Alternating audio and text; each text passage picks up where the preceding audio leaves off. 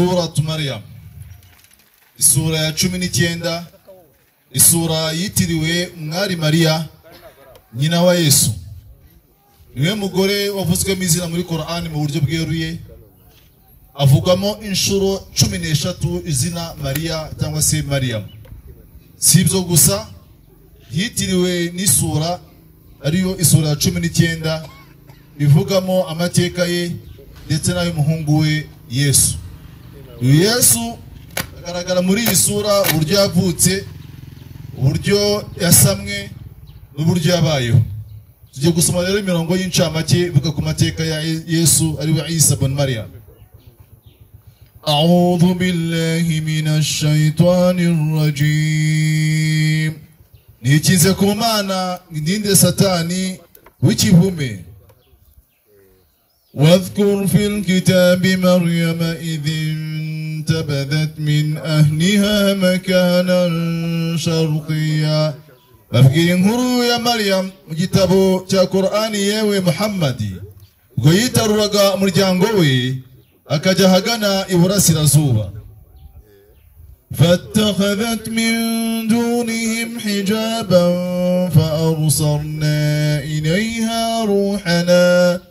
فأرسلنا إليها روحنا فتمثل لها بشرا سويا. maze agashyira urusika hagati ye nabo, nuko tumwoherereza roho wacu marayika Gaburiyeli amwiyereka mu ishusho ry'umugabo uteye neza. قالت إني أعوذ بالرحمن منك إن كنت تقيا. Maryam aravuga ati, mu by'ukuri niragije Nyagasani Nyirimpuhwe kandi indi kibi cyaguturukaho niba koko utinya Imana ntunyegere. قال إنما أنا رسول ربك لأهب لك غلاما زكيا.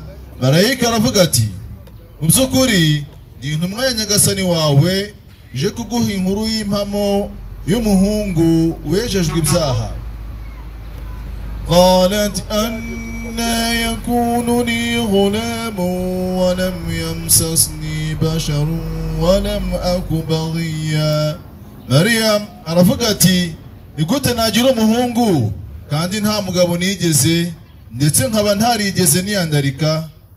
قال كذلك قال ربك هو علي هين ولنجعله آية للناس ورحمة منا وكان أمرا مقضيا. Marayika aramubwira ati, uko niko bizagenda. Nyagasani wawe aravuze ati, ibyo kuri jye biroroshye. Turashaka kumugira ikimenyetso ku bantu kigaragaza ubushobozi bwacu n'impuhwe ziduturutseho, kandi iryo ni iteka ryamaze gucibwa. فحملته فانتبذت به مكانا قصيا. nuko Maryam aramutwita, atwita Yesu, maze amwitarurana kure y'abantu. Iryo jambo rya marayika Gaburiyeli akiryumva, ako kanya yahise asama. Nuko yasamye inda ya Yesu, nuko Yesu bamusamye, nuko Mariya nawe yasamye. N'ubushobozi bw'Imana, Imana irema ukishaka.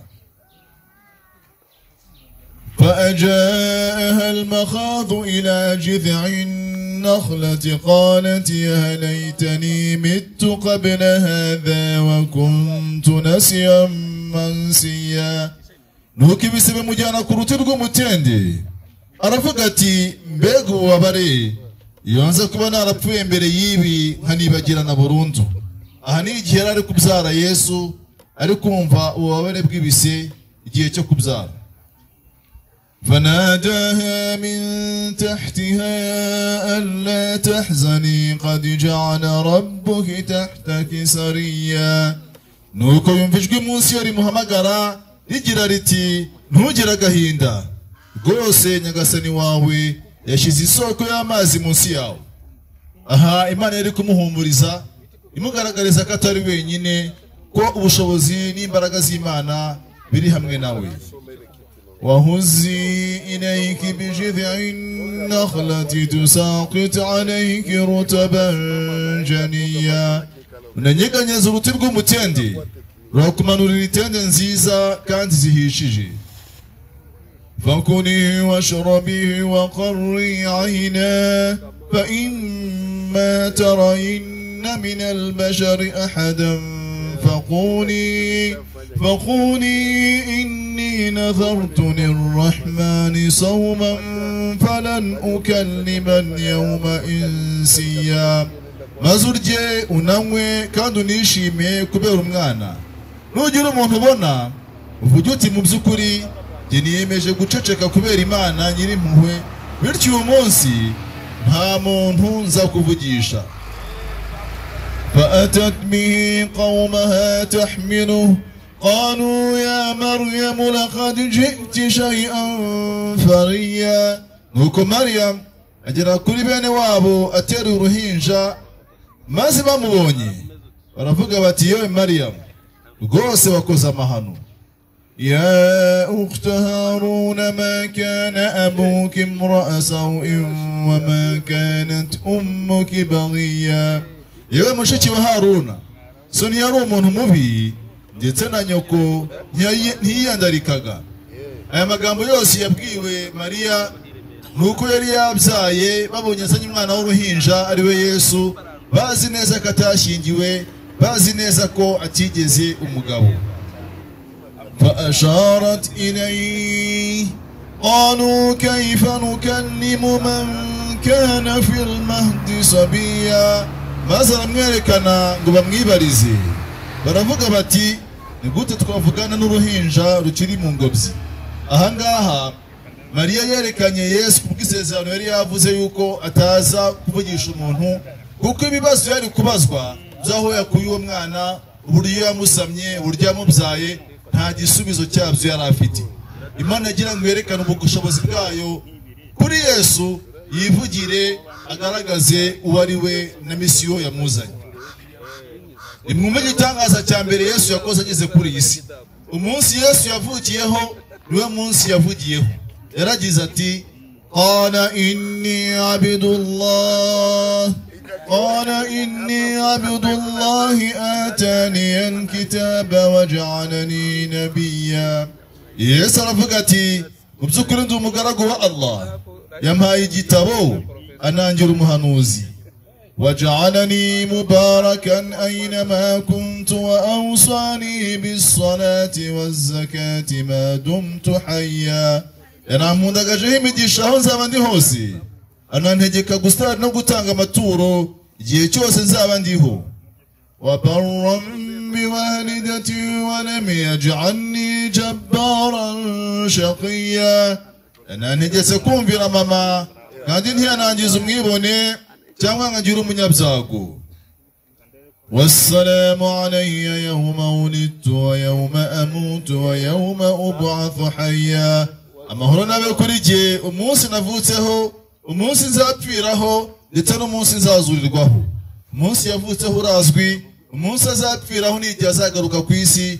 aje kuzuza igihe cyo kubaho cye ndetse no kugaruka ku isi ibimwe mu bimenyetso 10 bikuru by'imperuka azaba azanywe n'iki azaba aje kurwanya no kwica Masih Dajjal ariwe antikristo uzazenguruka isi yeyogoje abantu bahakana Imana ubutitsa bava mu dini y'Imana umusubirizo ذلك عيسى ابن مريم قول الحق الذي فيه يمترون وني ويسوع mwene Mariya imvugo y'ukuri abenshi mu bantu bashidikanyaho rero kintu gitangaza cya mbere Yesu yakoze kuvuga umunsi yavutseho nyuma y'amasaha amaze kuvuga ما كان لله أن يتخذ من ولد سبحانه إذا قضى أمرا فإنما يقول له كن فيكون ibikwiye ko Allah yagira umwana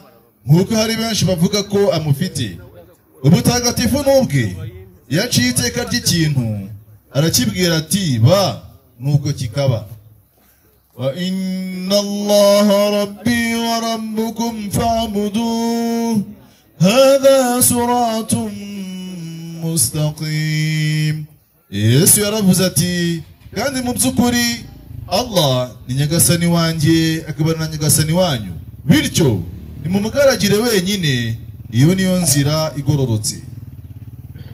فاختلف الأحزاب من بينهم فويل للذين كفروا من مشهد يوم عظيم.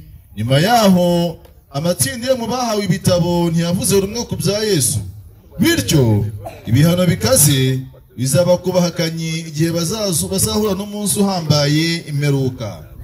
asmi'u bihim wa absir yawma ya'tunana lakin adh-dhalimuna al-yawma fi dhalalin mubin.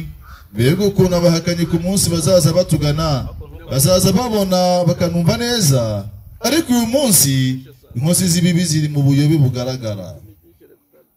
وأنذرهم يوم الحسرة إذ قضي الأمر وهم في غفلة وهم لا يؤمنون. nababurire umunsi w'agahinda bw'iteka ryo kwinjira mu ijuru cyangwa mu muriro rizacibwa mu gihe bo ku isi ntacyo bitayeho kandi batemera Allah. إنا نحن نرث الأرض ومن عليها وإلينا يرجعون. muzukuri tuzazungura isi n'ibiyiriho kandi iwacu niho bose bazagarurwa. iyi niyo mirongo y'incamake ivuga kuri Yesu mwene Mariya. Wassalamu alaikum wa rahmatullahi wa barakatuh.